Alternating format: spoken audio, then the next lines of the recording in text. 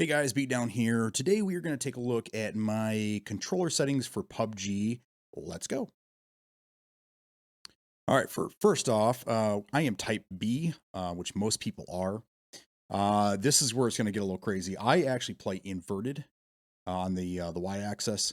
Not a lot of people out there. Kudos to the guys that are. We're a dying breed. Next up, dead zone. This is all going to really vary from controller to controller.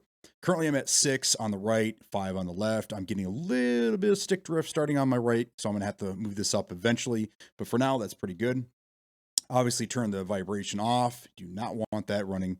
20 for forward running sensitivity. 100 for movement sensitivity. I like to move quick.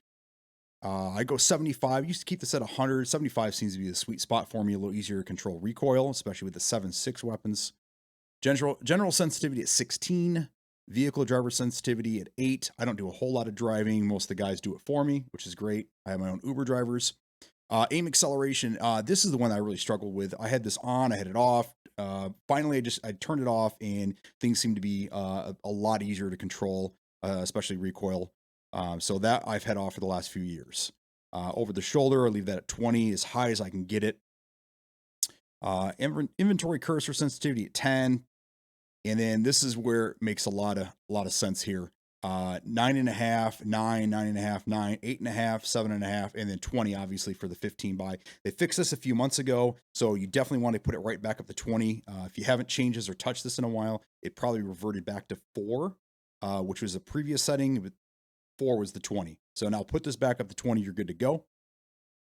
Gameplay, not a whole lot to go over in here.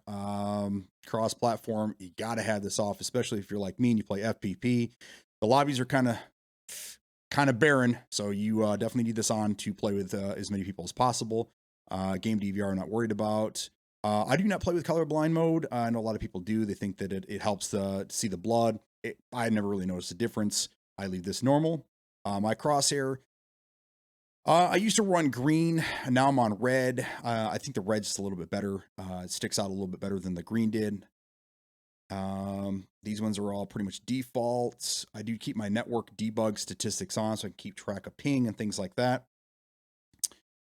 I do leave the loot flash effect on. That doesn't really bother me, and it definitely helps me when I'm not thinking about picking up a vest. This thing reminds me, pick up the damn vest.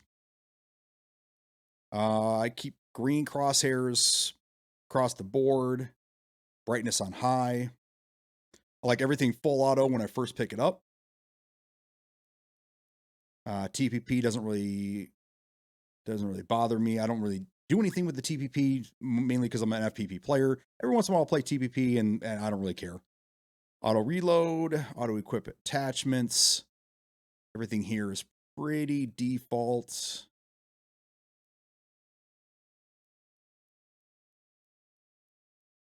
Yeah, nothing else there. In audio, this is where I keep everything at 100 except for emote volume down to 70. Some of those dances and things can be very, very loud. I do like the remastered sounds. And as far as the music, I turn that off. Do not like the lobby music, and when I'm streaming, it's just too much. I have my own background music, and I don't need that. Graphics, safe area is at 100 for me. It may vary depending on the display that you're using. I play on a gaming monitor. You might play on a TV where it's different. Field of view, I keep mine at 96. I used to be at 100, and then I was at 103, and then I was at 85, and 96 seems to be probably the best for me. So again, that might vary from player to player. Brightness at 100, I crank this thing right up because I rather see people than to have the washed out colors. Universal brightness, yes, and then I'm on the Series X, so TAA is a definite the best AA out there.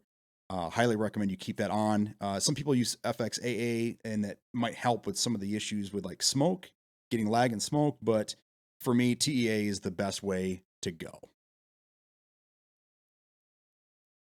So there you go, guys. Those are my custom settings for PUBG. Keep in mind, I use a regular controller.